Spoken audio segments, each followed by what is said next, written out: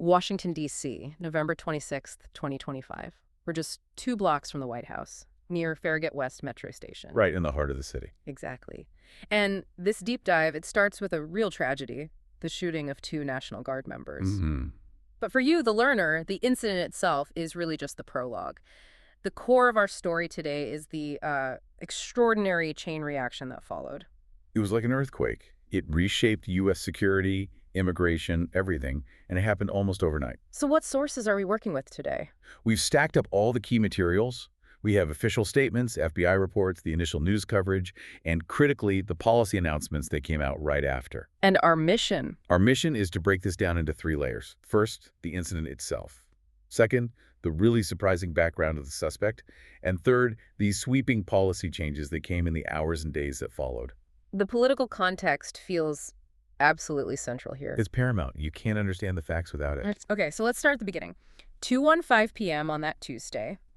The victims are 2 members of the West Virginia National Guard. And law enforcement pretty much immediately described it as an ambush. An ambush-style attack near Farragut Square. The brutality of it, I mean, so close to the White House, it just shocked everyone. The initial details are they're chilling. Witnesses reported somewhere between 10 and 15 shots. And the weapons used, that's a key part of the investigation. Very relevant part. The attacker started with a civilian weapon, a .357 Magnum, a Smith & Wesson revolver. Okay. But then, after hitting the first guardsman, the reports say the suspect actually picked up the service member's own weapon. He used the guard's gun. A 9mm Sig Sauer. He used it to shoot the second guardsman. Both were shot in the head. We have to take a moment to acknowledge the 2 people at the center of this. Specialist Sarah Beckstrom, who is just 20 years old, from Summersville. And Staff Sergeant Andrew Wolfe, 24, from Martinsburg. Specialist Beckstrom had only enlisted in June of 2023. And she tragically died from her injuries the very next day, November 27th. There was a full honor motorcade for her, a really somber moment. And Staff Sergeant Wolfe. He'd been in the service since 2019. He was in critical condition, but by December 1st, we started seeing these really positive signs. Oh, it's good to hear. Yeah, medical staff said he was responding to commands, gave a thumbs up, wiggled his toes. Now, there's a really important piece of context here about why they were even in D.C. Right. This was not a routine deployment. They had volunteered for this mission, which was ordered back in August 2025, but the mission itself was already in, well, legal limbo. That's putting it mildly. Just a week before the shooting, a federal judge had ruled the entire deployment was unlawful. So the ruling was stayed. It was stayed pending appeal, yeah. But think about that. These soldiers were already in the middle of a huge national controversy over whether they should even be there. And they became targets in the very place their presence was being legally questioned. Exactly. Okay, let's pivot now to the attacker, because his identity is what really throws this whole policy debate into overdrive. The suspect was identified as Rahmanullah Lakanwal. He was 29, an Afghan national. And he traveled all the way from Bellingham, Washington to do this? Cross country.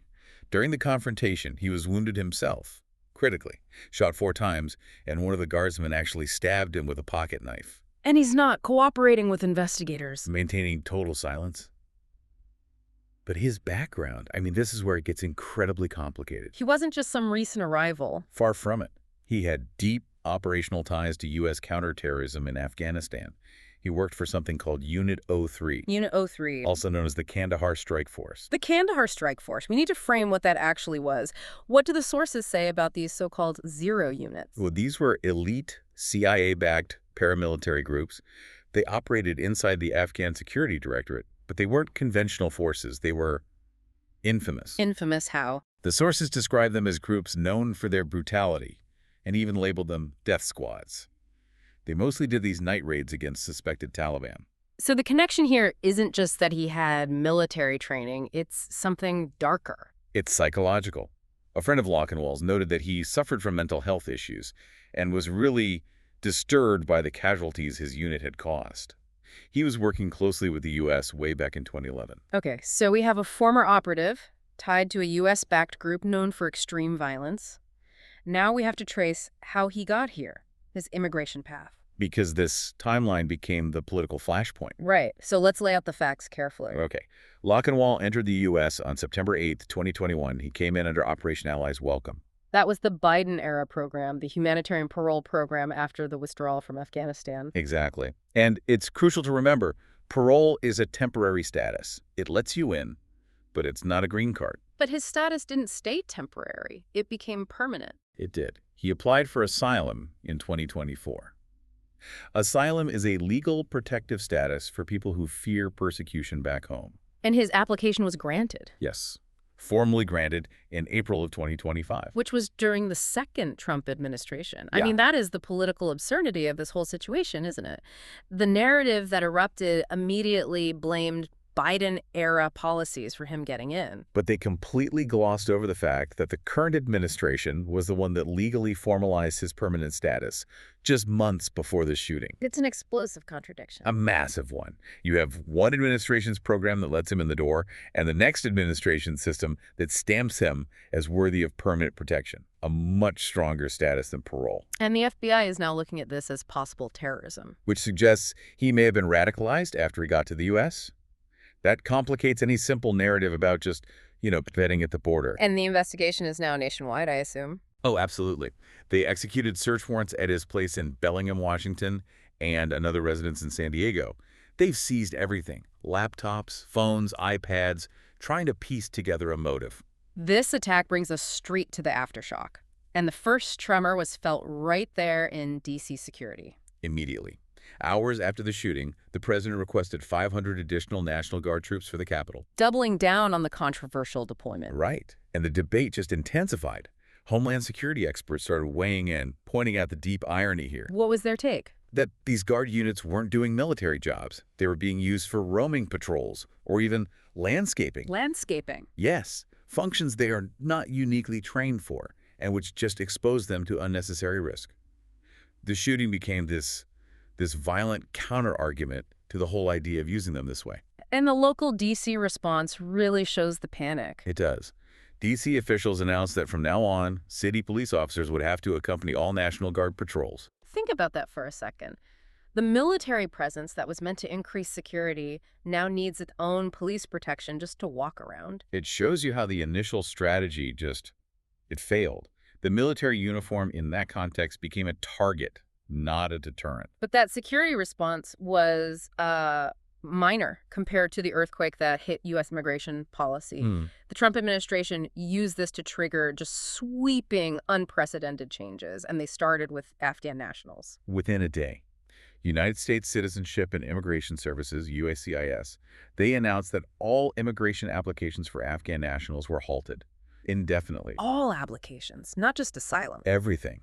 Citizenship, green cards, work permits, and even special immigrant visas. The SIVs, for the people who help the U.S. military. The very same. The reason given was a need to review all security and vetting procedures. And it didn't stop there. That freeze expanded. That's right. The USCIS director, Joseph Edlow, then announced an indefinite halt on all asylum decisions for applicants of all nationalities. So it doesn't matter if you're fleeing Venezuela or China or anywhere else, your case is just frozen. Put on ice. And if you think about the human impact, there's already a backlog over 1 million asylum cases at USCIS. What does stopping all decisions mean for those million people? It means profound uncertainty, potentially life or death stakes. An asylum seeker is usually legally working here, but they can't travel. They can't sponsor family. So this turns a protection system into a permanent state of limbo. Exactly. And the director even referenced that 1 million case backlog as the benchmark for when reviews might even restart, which suggests a wait of years, maybe even a decade. And beyond just pausing new decisions, they also ordered a look backward, a re-examination of statuses already granted. This might be the most shocking shift of all. The administration ordered a re-examination of all green cards already issued to people from a list of 19 countries of concern. Afghanistan is on that list, I assume. Afghanistan, Somalia, Sudan, and others, yes. And the new guidance for adjudicators it's significant. They can now consider negative country-specific factors. What does that mean in practice? It means if a country, for example, can't issue what the U.S. deems secure identity documents, that can now be used as a reason to deny a case, or even reopen one that's already been approved. Wait, hold on. So you're saying they could retroactively strip permanent status from someone who has been here legally for years because of a problem with their home country's paperwork. It sets a precedent that your legal status is never truly final, especially if you're from one of these countries. It turns vetting from a one-time thing into an ongoing threat assessment that can be applied to entire nationalities. That puts thousands of legal residents at risk. And of course, this policy crackdown was matched by some really intense political rhetoric. And we have to report these narratives impartially.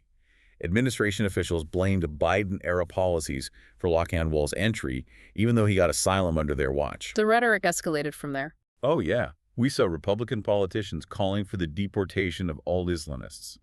The president promised to permanently pause migration from all third world countries. And the Department of Homeland Security posted "Remigration Now" on X. The messaging became incredibly hardline. How did refugee advocacy groups react to all this? Groups like IRRP, the International Refugee Assistance Project, they strongly condemned it. They called the asylum suspension an unusually broad measure. Their main point being that the government had provided zero evidence linking asylum seekers as a group to this one attack. Essentially, you're penalizing 1 million persecuted people for the act of one man. And for the Afghan immigrants already here, the sources paint a pretty grim picture. Immediate acute fear.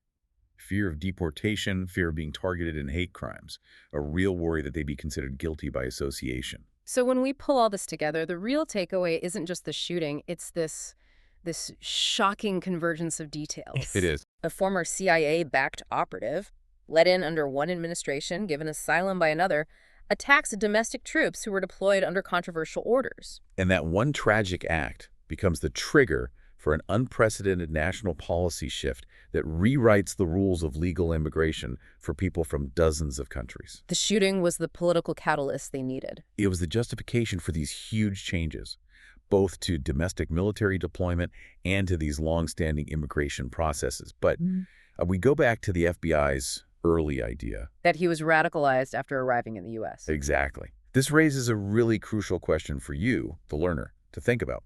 Does focusing all your policy response, all your political energy on just tightening the border, does that miss the bigger, much harder security challenge? Which is? Domestic radicalization, the kind that can happen to someone regardless of their country of origin or how they first got here. That investigation into how he was radicalized, that's where the real complexity of modern security lies.